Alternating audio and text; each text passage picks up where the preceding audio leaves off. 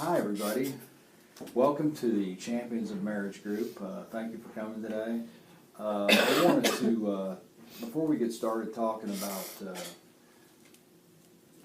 sort of facets of being married and ideas about maybe what you've learned about it and what we could do to help other people understand it better, I want to talk about a couple things. First and foremost, let's be respectful of one another. Try to understand that we all have a difference of opinion, and we're always going to look at things maybe a little bit different. But let's be respectful of each other's opinions and give each other equal opportunity to express their opinions as we ponder each of the questions. The other thing, and probably the most important thing, is confidentiality. Whatever stays or is said in the group stays in the group. So let's keep it amongst us. Now, confidentiality can be breached in a situation if one of you gives the impression that they're a danger to themselves or to other people. In that case, I have an ethical and moral responsibility and legal responsibility to let somebody know that you could be a danger to yourself or somebody else. So just so you know that, fair warning. But anyway, welcome today. I appreciate you coming, and if it's okay, I'd like to go around to each person and just give me your first name, what you do, and how long you've been married. I'm Sherry, work in a medical office, and 20 years. Okay. Rhonda, I'm a stay-at-home mama, and I've been married 32 years. Okay.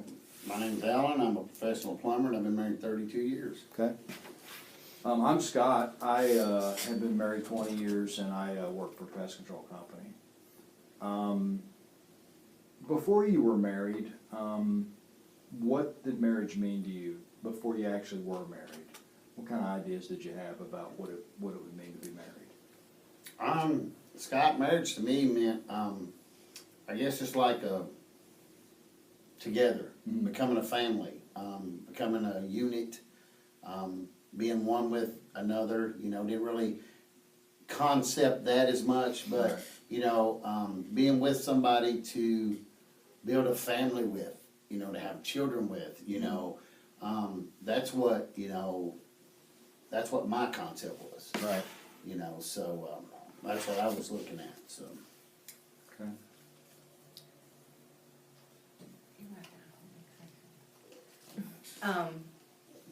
I don't think marriage, I think as a little girl, you want marriage to be the house, the white picket fence, and the perfect little family. It doesn't always work out to be that way. I am from a divorced family, so I think I was looking for something that was permanent. Someone that I knew that no matter what would always be there. Right.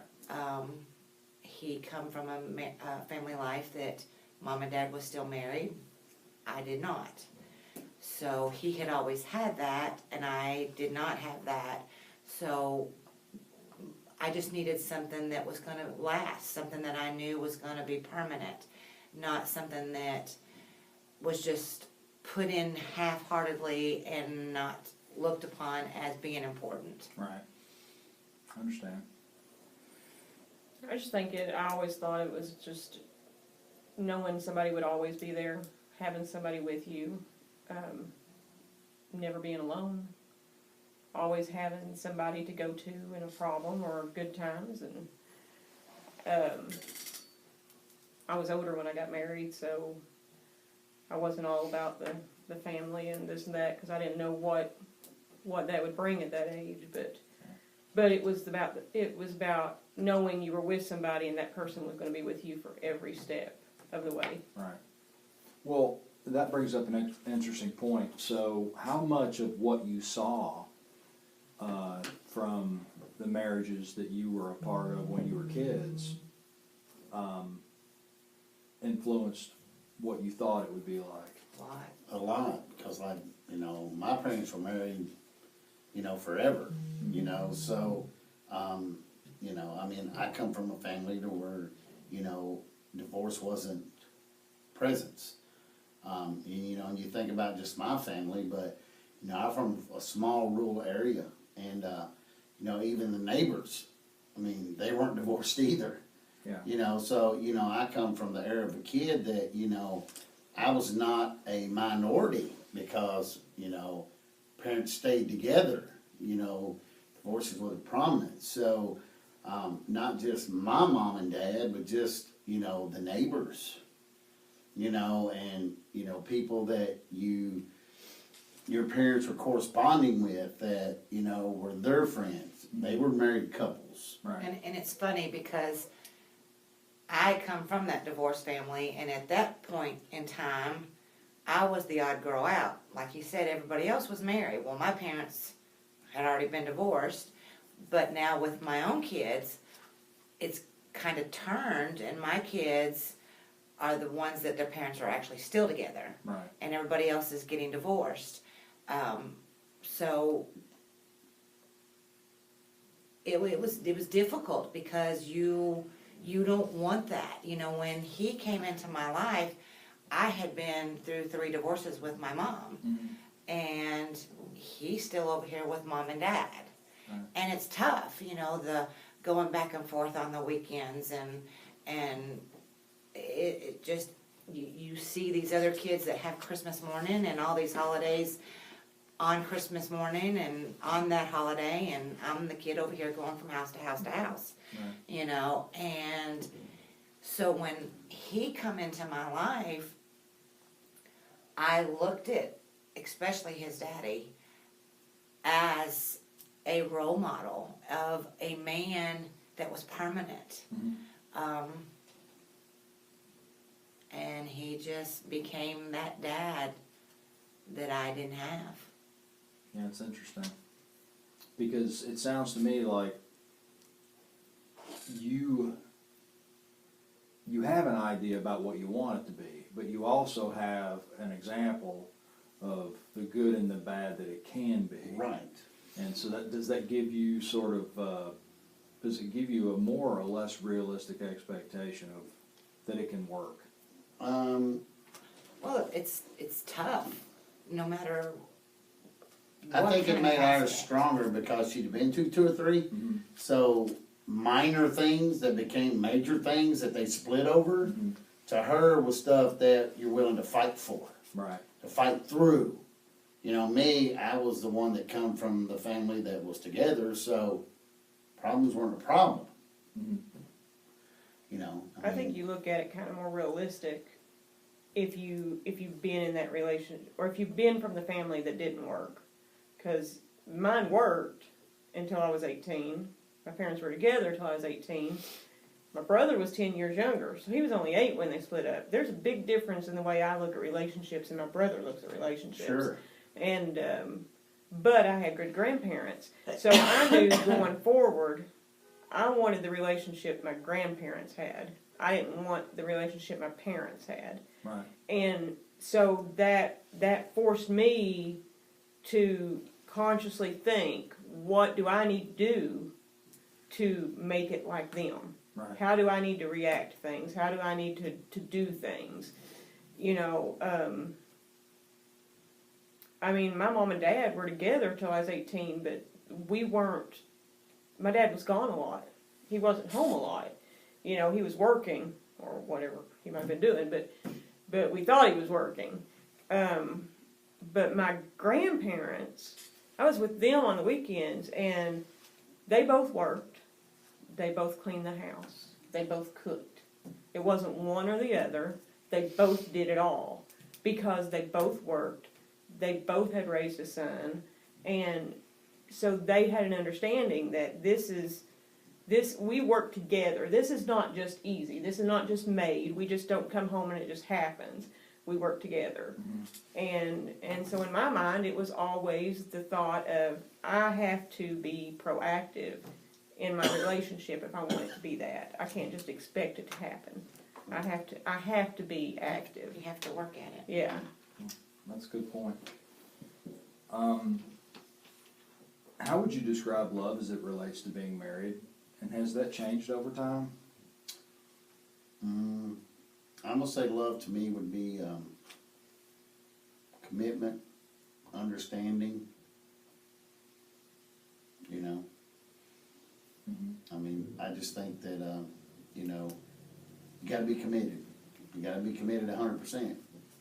Can't be 50-50, it's gotta be 100-100. You know, you gotta be fully committed, whether you like it or whether you don't. You still gotta be committed in your relationship. So you're saying love is basically an investment, it's the investment. Huge investment. You know, it's a lot of people, it's a word. You know, and I really have a downfall on that with, you know, the younger generation looking at somebody and go, I love you. Yeah, You know, honestly, they don't know what love they take is. that word for granted. Yes, don't because they? love is commitment. I mean, to me, that is a commitment. And that's a strong commitment. You know, I mean, you can think about it not only as the husband and wife perspective, but I look at that as my grandparents loved me unconditionally. Yeah. You know, no matter how bad it was, you know. So that love filters down, I think, from above in us, and you know, not to really get off kilter, but you know, God is love, you know, and if He's the ultimate, then it filters down through everything. So that's a huge commitment, you know, and love you don't give up on. Right. So, you know, I And just think it's huge. The word love is thrown around anymore, because I mean, I can say I love pizza. Right, I love pizza, but that's Right. not the way I love my husband. right. That's not You know, the that's not the way I commitment love behind my it. grandparents, or Right. you all love your kids. Right. Love is something you do when Yes. it's good Love is and an when it's act. bad. Love is an act. You It know, is an act. That's a good word. That's a good point. It's an act. action. You love through the good, you love through the bad. Yeah. And it definitely has changed from probably our grandparents' love marriage and the whole 9 yards up into today's kids. It's they take it for granted. They jump in and they jump out just as quickly as they jump in. So I think love today is probably not what love was 20 years ago, even 30 years ago. I think it can be. Right. It should be. I just think that people use the word and not, like Shirley says, the action. Well, what you guys are telling me, it sounds to me like love is, it's not necessarily an abstract thing. It can be a thing that you feel at first and you understand, but that it evolves when you realize what it is as you go along, as you experience it, as you kind of build it. Right. You know, it's a different thing when you start out than maybe what it takes to sustain the relationship going forward. It's what you do, it's what you breathe, it's what you eat, it's everything. It's all wrapped up in a big bow. And when you start unwrapping it, then you look for trouble and you get trouble. It's what you put into it. Mhm. If you don't put anything into a relationship, you're not going to get anything out of it. No matter how much you love them when you marry them. Right. You can love somebody like crazy, but if you don't put anything into the relationship and there's not, and you've got, I think there has to be a friendship too, not just your husband and wife, you're friends. You're there for each other. You're committed. You know, you understand. You try to work with each other, help each other. Yeah. And it's tough because everybody's going to have tough days. Everybody's Sure, going to you have tough times. Shirley put the word in it that I don't think I've ever heard my entire life. Love is an action. Don't think I've ever heard that before. That's really something to grasp onto. You know, and you know that's good. I've never heard that. You know, I'm 52 years old and never thought of love being an action until she said that, and it is. Yeah. It's something you have to put forth the effort. You have to instill that And in people. that's what I was getting at a second ago when I said it starts out as one thing, but It evolves. right, It evolves. It becomes an action as you move forward. As you mature, And- as you and grow. and it also means different things as you move forward. It goes from that sort of storybook definition that we typically have of love. And there's nothing wrong with The white that. picket fence. Yeah. But then it means a lot more as you go forward. Yeah, That's a good point. drive And down the road and see how many white picket fences you Yeah. see. See anymore. But it's like anything else we do in life. The more action or the more you put into it, the stronger, the bigger, the more bonding that is. You know, I'm just blown away with her saying it's an action. I never thought Well, of that. and it is, it's something you feel inside, you know. Mind-blowing. My grandmother lost my grandfather when she was still very young, but she never dated. She never went out with another man, and she was still young enough to do that. But that's who she was. That was her love, and you know, she found that is comfort to her, knowing that she didn't need something else. Right.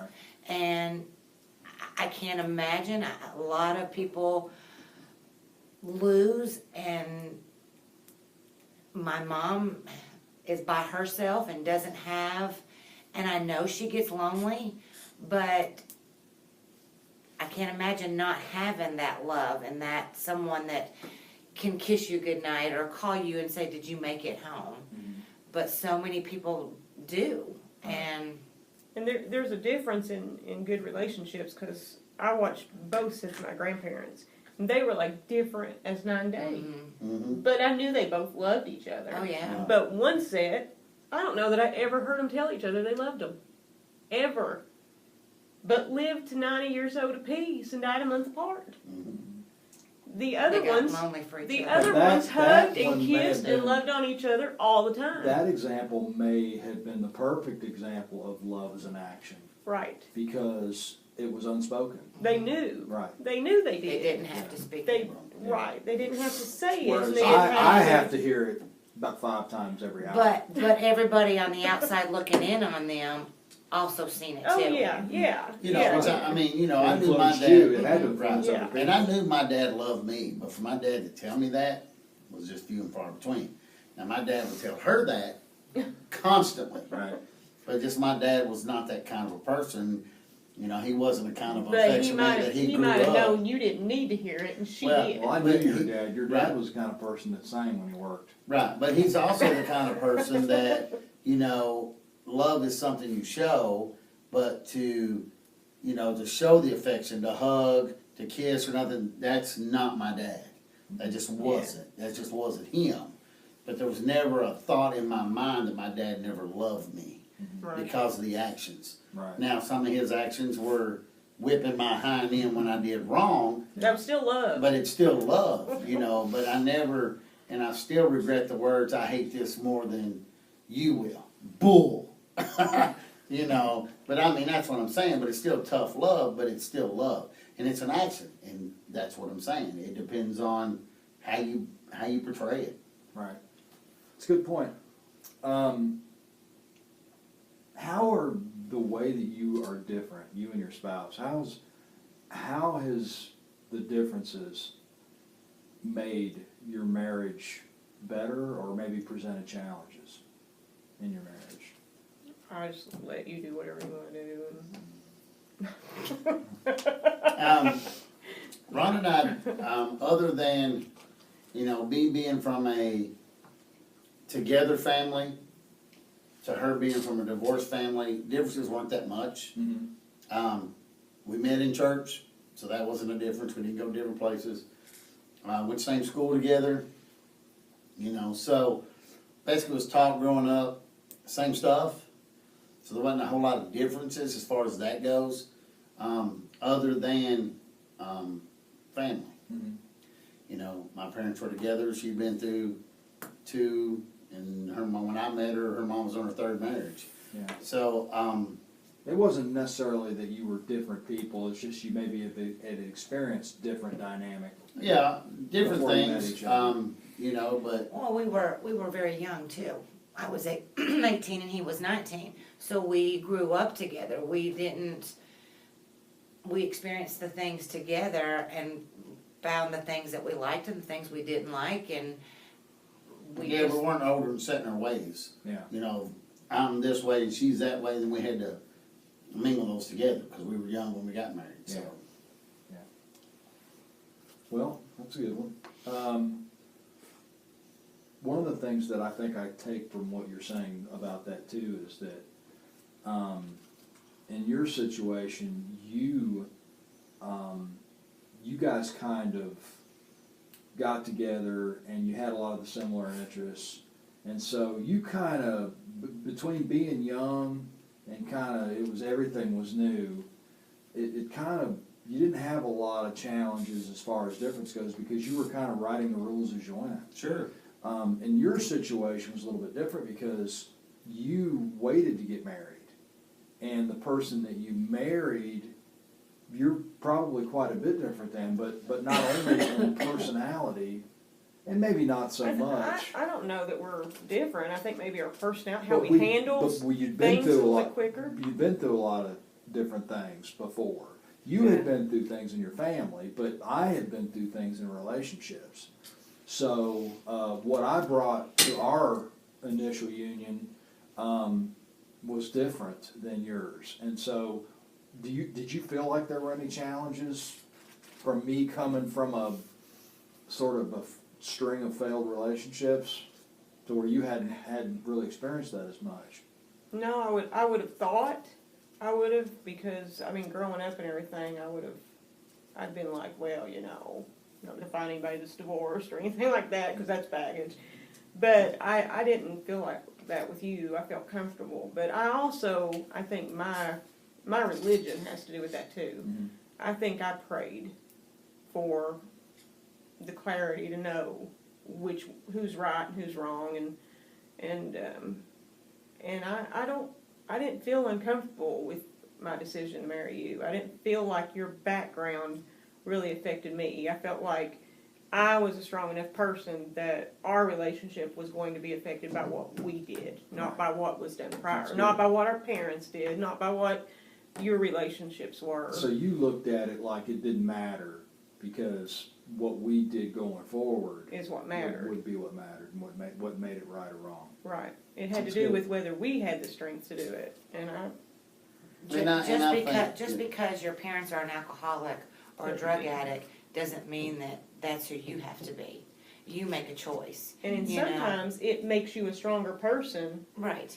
Just Because you because her learn from parents that. were divorced and my parents were divorced doesn't mean that that's what you have to do in your marriage Right. too. Mhm. You choose to take a stand and say, no, this is not what I want to be. This is not what I want for my life. This is not what I want for my children. Mhm. And you make that stand and you just do better. You don't go in thinking, well, if he makes me mad or if this doesn't work this way, then, I can be done and walk away from it.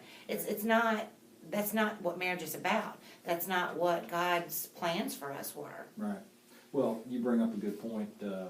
I was going to ask you also, what has faith done for your marriage? I mean, how has faith played a part in it? How's it made it stronger or influenced it? I think faith is our marriage. And I think faith is too, because I think growing up and, reading the Bible and learning the Bible, you're taught, or I was taught, I was not. divorce is wrong. Mhm. And I go back to the day we got married, and that's 32 years ago, but, he said, you're doing this in front of God and your friends. So, I think my biggest thing is why would I let them down? Right. You know what I'm saying? So, are we worthy of God's love? Absolutely not. But He has that unconditional love. So, if He can be unconditionally love us through everything, then what little things we have to go through, we should be able to overcome. Mhm. Well, and when you look at, if you get into the Bible and you look at it, what we call the love chapter, isn't it? Every verse starts with charity. Yeah, that's the Charity is. Yeah. That's what God is, love, charity. So what do we think charity is? Charity is giving of yourself to others. Exactly. Charity is giving and not expecting anything. Right. And that is what He expects from us, is to be able to give and to understand and to care and to give of ourselves. And I think if you give that in a relationship and you work together, that you both give, Right. then the hard times you could work through it. Sure. I agree with that. And we've all done that, Right. Well, and these two grew up in church. These two had families through their young childhood. I didn't grow up in a church. We were the Easter Sunday morning or sometimes Mother's Day. Sure. And that was it. I had been in 2 divorces, 3 marriages with my mother. So when we met, you know, my grandparents had already, and I thank God every day for my grandparents, for whatever reason, he moved us to this little podunk town of nothing with the gravel road from the big city life, but he had plans and they were bigger than my plans, and he brought me to a place that church was an opportunity, but was also mandatory. When you live in the Bible Belt and your grandparents say, you're going to church. And I look back on that and I think he had a plan even for me then, and I didn't know to trust him. And I think because of that, that's where we met, was in church. And it's been tough. We've had tough times. We've had good times. We've had sad times. But we always go back and we rely on what we know. And who we know is always there for us. I agree completely. And so that cornerstone of relationships, you know, I think that's probably a big reason why I struggled in previous relationships, is because I didn't have that to fall back on. And I thank you guys for giving me the opportunity to come to know Christ and to be a part of a family beyond my own family. Because without you guys, I wouldn't have met her. And without all of you, I wouldn't be here today. And this has been a big part of my life. And I know I still struggle with a lot of the things that I've always struggled with in my life. But, I mean, what has helped me deal with it and come to grips with being a better person, being a better husband, being a better just friend, maybe, is faith, you know, and I appreciate you guys helping me through that. You were a big part of that. So we've got a few minutes left. Tell you what I'd like to do, if it's okay with you. Can we pray? Mm-hmm.